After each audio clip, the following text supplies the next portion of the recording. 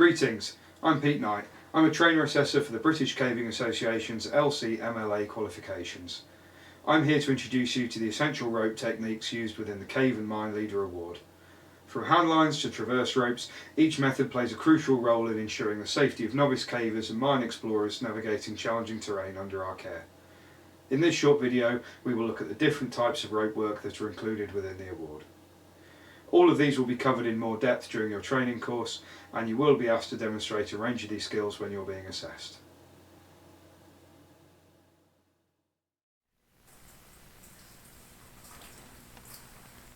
Within the Cave and Mine Leader Award scheme, simple rope handlines may be used on low risk but awkward terrain.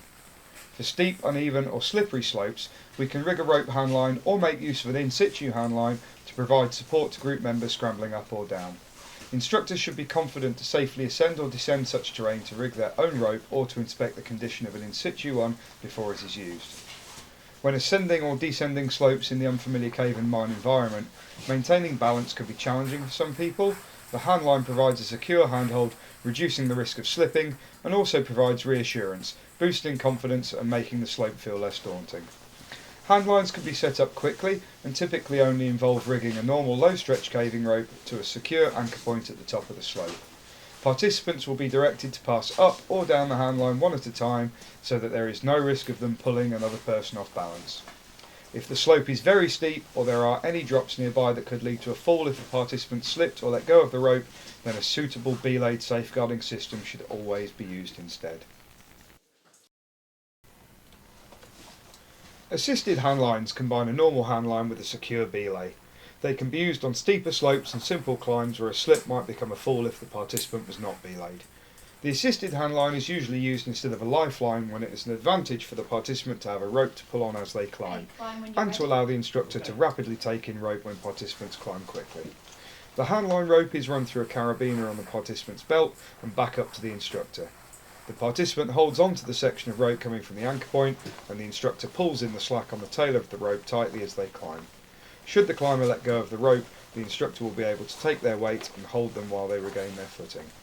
The instructor can also provide some upwards assistance by pulling on their side of the rope if required. It is important when using this technique that participants are instructed to only hold on to the section of handline rope coming from the anchor point. They are never to grip both ropes together or pull the tail of the rope from the instructor. Otherwise, the instructor will not be able to take in the slack in the system as they climb. The belay rope must remain tight at all times during the climb to avoid any chance of a fall. Within the Cave and Mine Leader Award scheme, low stretch rope lifelines belayed with an Italian hitch are used on scrambles and simple non-vertical climbs to protect participants. A tightly belayed lifeline prevents a slip during the climb from becoming a fall. The instructor should be confident that they can safely climb up ahead of the group to rig the lifeline. Okay, climb when you're ready. The belay is rigged directly to a secure anchor point and the lifeline is attached onto the participant with a suitable knot and carabiner. The Italian hitch is used to generate friction at the belay so that the instructor can securely hold the participant if they slip. As the participant climbs, slack rope is taken in by the instructor through the Italian hitch so that the lifeline is always kept tight. Participants must be briefed not to pull on the rope during the climb, or the instructor will be unable to take in the slack rope as they progress upwards. Over here for me. Okay, look at it now.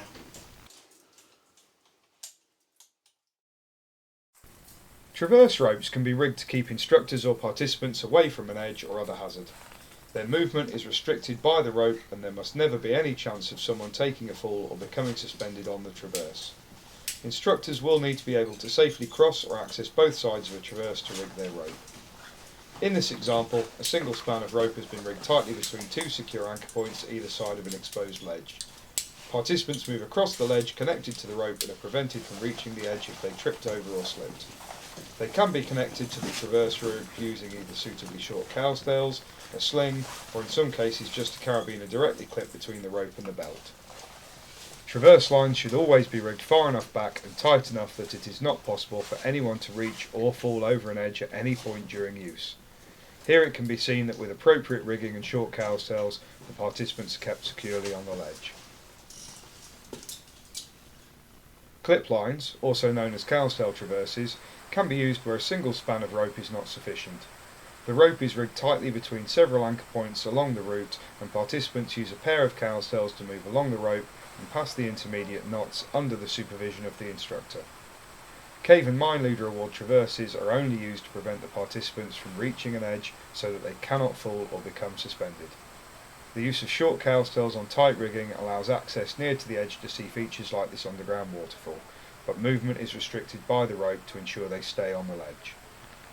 If a traverse was rigged or used in a way that would allow someone to move into a place where they could become suspended or fall, this would be extremely dangerous in a belt, and this is out of the remit of the Cave and Mine Leader Award.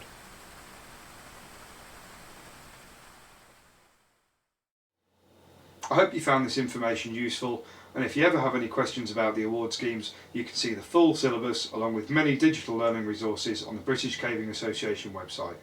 You can also contact a local scheme trainer assessor. Thank you for watching.